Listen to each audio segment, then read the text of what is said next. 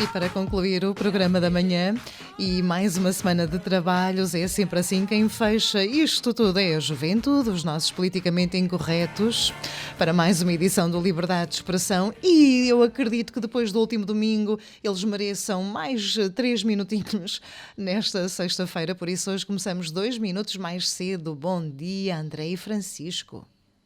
Bom dia, Maria João.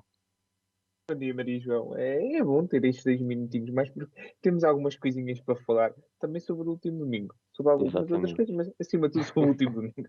Eu imaginei que sim. Portanto, o microfone é todo vosso. Bom trabalho. Obrigado mais uma vez, Maria João. Bom dia também a todos os que nos estão a ouvir neste momento. Mas antes de passarmos ao último domingo, vamos começar aqui com os nossos pontos prévios habituais. E claro que não podemos deixar de passar por estes temas. Vamos começar então por falar de Mason Greenwood, o jogador do Manchester United, que está sob o olho da justiça britânica por ter um alegado caso de violação e tentativa de homicídio à namorada ou à ex-namorada na altura. O avançado estava detido então desde domingo após a Harriet ter denunciado este caso através de um vídeo partilhado nas redes sociais. Nas imagens que a jovem partilhou, era possível ver o rosto, agora já foi apagada as imagens, mas era possível ver o rosto ensanguentado e algumas nódoas negras também por todo o corpo. O clube então decidiu acabou por afastar o jovem de 20 anos. Ele também acabou por ser libertado sob fiança na quarta-feira passada. E infelizmente este não é um caso único no mundo de futebol, nem no mundo fora dele, por isso aqui se calhar temos de começar nós, pessoas, quando começarmos a ter os nossos filhos, e as pessoas que têm os próprios filhos também, começar a dar uns caldos se calhar na cabeça, para ver se apanham juízo esta gente, este Greenwood também ainda tem idade para levar uns caldos, mas se calhar para começar a atinar e felizmente que estes casos estão cada vez mais a ser divulgados pelas próprias vítimas, que nós devemos aqui apoiar que elas divulguem, que não as vamos julgar aqui. Pelo menos espero que também as outras pessoas não a julguem, e claro que assim todos iremos caminhar. Eu sei que isto é uma utopia, mas iremos caminhar para um mundo melhor se isto continuar assim e se estes casos obviamente deixarem de existir. Sim, eu concordo com tudo o que tu disseste, André.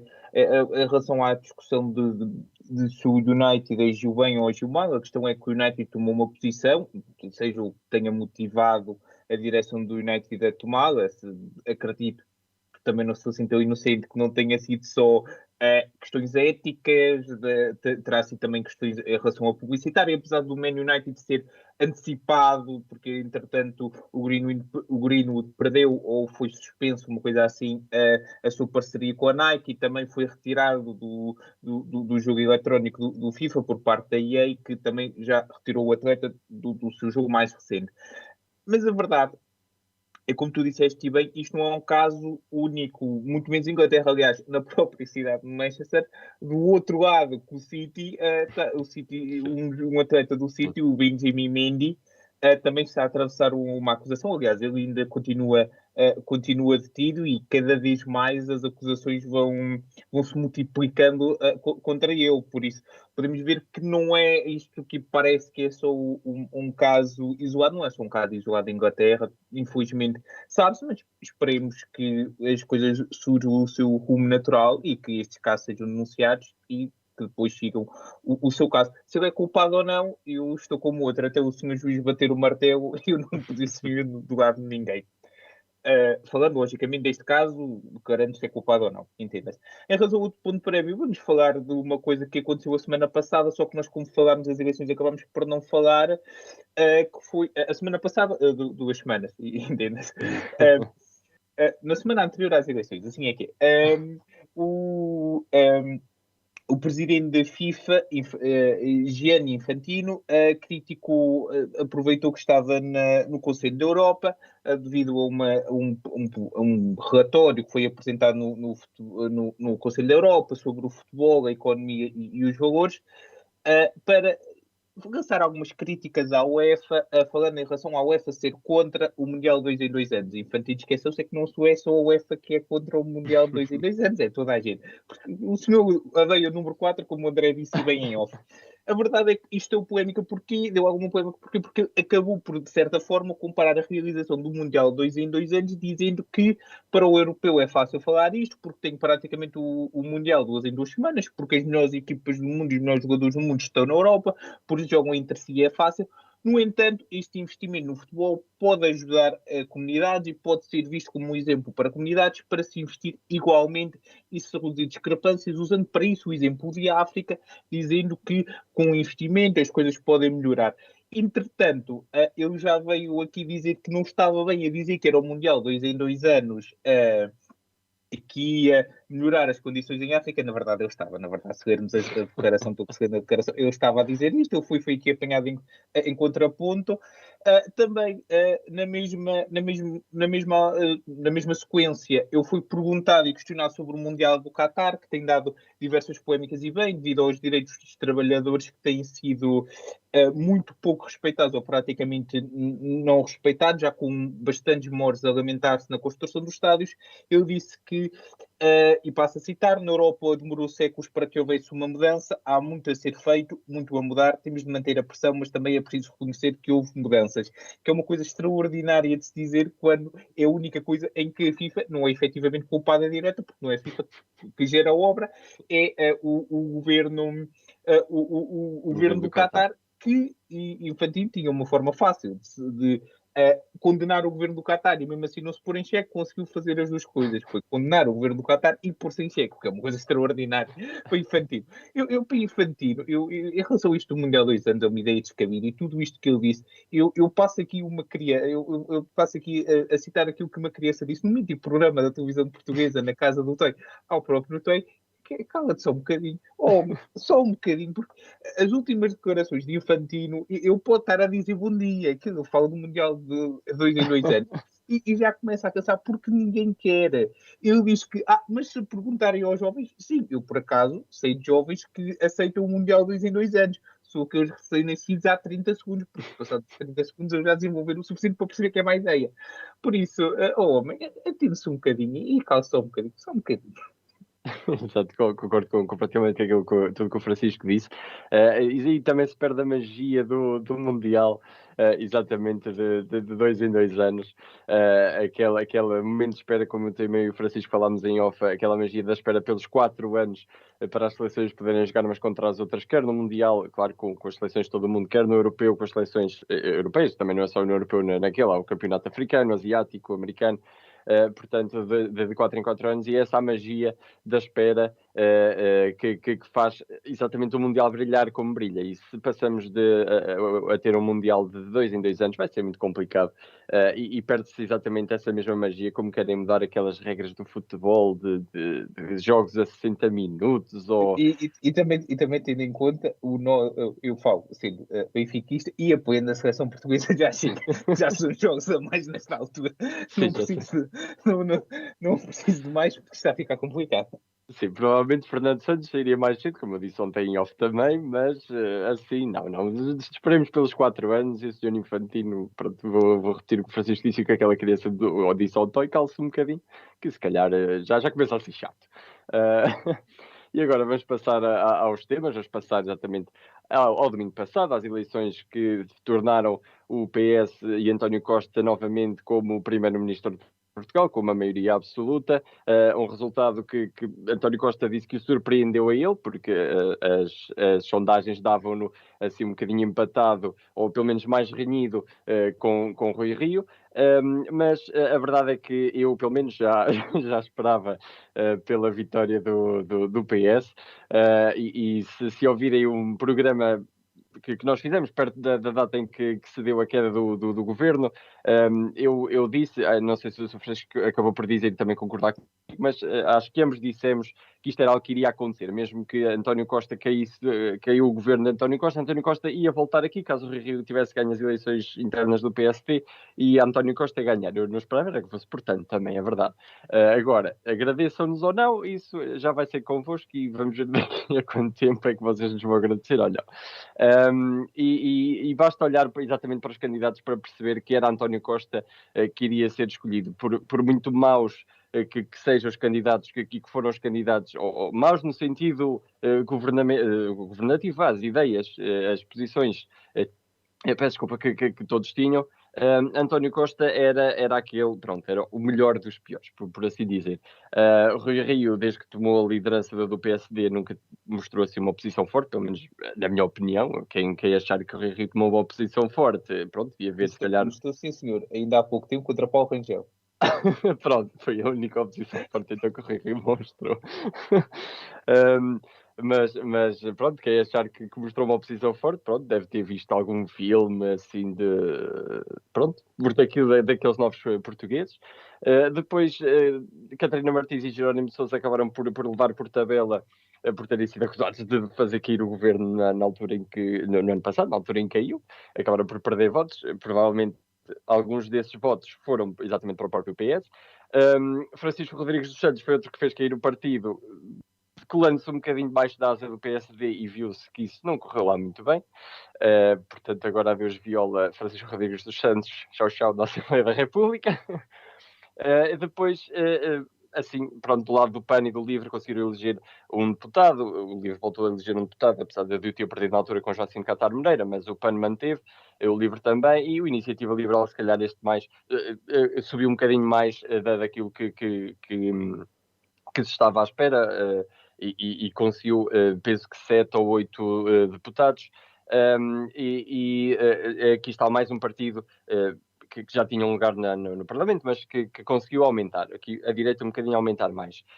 E claro, infelizmente, não podíamos deixar passar de lado este resultado horrível, pelo menos para os portugueses, do Chega, que conseguiu eleger 12 deputados, se não estou em erro, a mais do que aqueles que deveriam estar no Parlamento. E aqui se vê que exatamente os portugueses não estão nem a ouvir-nos, nem a serem inteligentes como eu achava que éramos. Portanto, aqui temos de melhorar um bocadinho a inteligência portuguesa, que não é só o azeite, o vinho e as praias que são boas, a inteligência também tem de ser nestas alturas. Portanto, o bom também destas eleições foi a abstenção ter diminuído um bocadinho, que foi uma queda mais brusca que eu vi numa notícia, foi a queda mais brusca desde as eleições de 1975. Portanto, um resultado positivo, o único resultado positivo destas eleições, praticamente, foi a queda da abstenção. Mas agora é esperar aqui pelos próximos 4 anos, esperar que António Costa não chame outra vez Eduardo Cabrita, por muito que nós queiramos às vezes ter temas para falar, não queremos que Eduardo Cabrita outra vez, nem outro ministro que faça peripécias como Eduardo Cabrita. Vamos lá deixar o homem quieto, mas esperar que estes 4 anos sejam um bocadinho melhores, ultrapassar esta fase da pandemia e termos resultados um bocadinho melhores para nós, para os trabalhadores, para a população, e um bocadinho mais ajudas e não só cortes e taxas e taxinhas e essas coisas todas, nem salvar TAPs. Já chega a salvar TAPs. Eu sei que é preciso, mas vamos acalmar um bocadinho com a TAP. Bem, concordo com quase tudo aquilo que o André disse, dizer que uma coisa, eu vou aqui dizer basicamente algumas coisas que eu aprendi ou que eu percebi nestas eleições. Uma coisa que eu percebi é que nós somos um povo realmente com uma forte raiz cristã, porque sabemos perdoar muito, tanto é que perdoámos e demos maioria absoluta, e sim, falo em demos, porque a votação é o resultado do povo português, quer nós tenhamos votado no PS, quer não, que é António Costa, depois de ter mantido durante tanto tempo Eduardo Cabrita, o povo português vai lá, pumba, maioria absoluta. Eu acho que foi o prémio a António Costa. Talvez até tenha sido. Se o Cabrita nós damos de maioria absoluta. Se António Costa soubesse isso há 2 anos, anos, talvez tenha sido melhor. Outra coisa que eu também aprendi isto, que é uma coisa nova, que é uma ideia de que isto é democracia muito gira, o problema é que o povo é estragado. Que é uma ideia que tem sido passada de alguma forma por algumas pessoas. Aliás, uma antiga vice-presidente do PSI disse isto na noite eleitoral, que o povo é que falhou, que é uma coisa extraordinária, que é um partido a retirar confiança política ao próprio eleitorado, que é uma coisa nova, que eu nunca tinha visto, mas que é absolutamente inacreditável. Eu percebo quando as pessoas dizem isso, mas fica um bocadinho mal dizer, pois é, isto aqui é porque somos todos uns burros. Há formas e formas. Uma coisa é discutirmos politicamente as decisões políticas e outras que é uma coisa legítima de se dizer, mas agora dizer que os outros que votaram deviam ser presos ou deviam ser proibidos de votar, são coisas completamente diferentes e é uma coisa que se tem visto muito e que são ideias muito pouco contrárias à democracia. Normalmente não é bem assim que a democracia funciona. O que a democracia funciona é assim, há debate de ideias, se não concordamos com o que os outros votam, por exemplo, tínhamos votado no que os outros votaram. Mas... isso não havia debate também? Desculpa, e não havia debate, ou seja, não existia democracia e no final discutimos isso e no final decide-se viva a democracia por votos, quem é que é o melhor. Outra coisa que me apercebi foi que aquela expressão desta água no beberei é uma coisa muito importante para se dizer, porque eu disse que eu nunca vou ser aquele que só vai decidir na mesa de voto quem é que vai votar. Foi o que eu fiz. Porque estava muito indeciso até à altura e acabei por decidir na mesa de voto. Tenho 8 pessoas em quem eu confiei, por isso estou aí atento a vocês. Ainda mais atento a vocês. Em relação a outra coisa, que é uma coisa que nós já vimos, agora um bocadinho mais sério, uma coisa que nós vimos falando há muito tempo, que é o combate ao Chega não tem resultado e estas eleições provam isto. Nós já vimos falar há quase 4 anos a mesma coisa. Não se pode combater o Chega chamando o raça. Há mais? Há 6, desde do primeiro eleitorado de António Costa. Sim.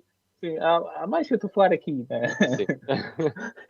Que é, não se pode combater António Costa, não se pode combater António Costa, agora não se pode combater o Chega, não se pode combater o Chega chamando racista a André Ventura, chamando xenófobo a André Ventura, chamando machista a André Ventura, chamando o que é que seja André Ventura, por mais que eu possa ser isso ou porque eu possa ter declarações assim, não se pode combatê-lo assim, porque quem vota no Chega ou concorda com isso ou não quer saber desses temas. E temos que perceber isso de uma vez por todas, porque continuamos exatamente na mesma questão. Em relação a isso é uma coisa inacreditável. E depois continuamos com a questão de que são todos os partidos são iguais. A Iniciativa Liberal e o Chega e o CDS são iguais. Não são iguais.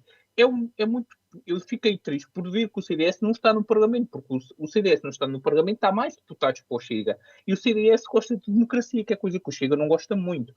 E nós temos que perceber isso. E depois, claro, é que parar com aquela história de que uma quer que espere ver a política como futebol, que eu não acho que nem no futebol se deve ver assim, que é aquele que é se houver um murro na cara dentro da área, é penalti, a menos que seja aquele que veste a camisola do clube que eu apoio. Não pode ser assim. Não podemos ver a política assim e temos que mudar. O Bloco de Esquerda, por exemplo, teve uma campanha absolutamente inacreditável, além de ter bastante culpa na questão que tivemos. Teve uma campanha inacreditável, no início de campanha, com um bilhete de informação absolutamente inacreditável em relação à Iniciativa Liberal, e depois fez um vídeo da campanha contra o Chega. O Bloco de Esquerda perdeu-se politicamente desde que parece que começou a geringonça e deixou de esquecer que está a tentar lutar para ser governo do país ou ok, e agora decide-se a combater com a Iniciativa Liberal e com o Chega.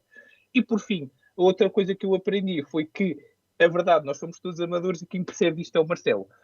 Porque houve mal. Eu comecei também a pensar, o Marcelo fez isto e eleições, o António Costa vai ganhar a maioria absoluta fácil, mas depois com o sair dos andares e com o avançar do tempo, toda a gente começou a pensar, não vai nada, isto vai ser reunido, e se calhar ele até vai ter que fazer uma coligação de governo central, e toda a gente pensou assim, ficámos a pensar, chegamos à altura de eleições, chegámos ao resultado das eleições, maioria absoluta, e sim, ficou tudo clarificado, ao contrário daquilo que muitas pessoas pensavam. Ou seja, ainda faltam 4 mandatos para atribuir, mas não vai mudar muita coisa. São os ciclos da Europa e fora da Europa, por isso demora-se mais um bocadinho, é normal. É uma coisa que nós temos que aprender, que é, afinal, parece que temos em Belém alguém que percebe efetivamente isto, apesar de ter estado muito estranhamente cagado durante a campanha. Eu acho que Marcelo Rebelo de Sousa fez isto nas eleições, ficou caladinho e quietinho no Palácio de Belém, para deixar toda a gente falar, gozar com ele, e no final acabou a noite do último domingo a rir-se e a pensar, pois, eu tinha avisado e é assim que se faz. Por isso é bom termos assim, e em relação ao pessoal que está preocupado com a maioria absoluta de António Costa poder esticar um bocadinho, eu acho que a mensagem de Marcelo, ao marcar estas eleições, marcou também uma mensagem a António Costa, ele sabe que se esticar muito, daqui a 6 meses vem outra vez às urnas. O Marcelo não pode dissolver o Parlamento nos próximos 6 meses, mas sabemos que o Presidente da República, pelos vistos, parece estar atento e parece saber o que faz. E é tudo por esta semana. Para a semana cá estaremos para fazer mais amigos. Esperemos que um bocadinho mais democráticos do que aqueles que nós costumamos fazer. Exato. Até para a semana.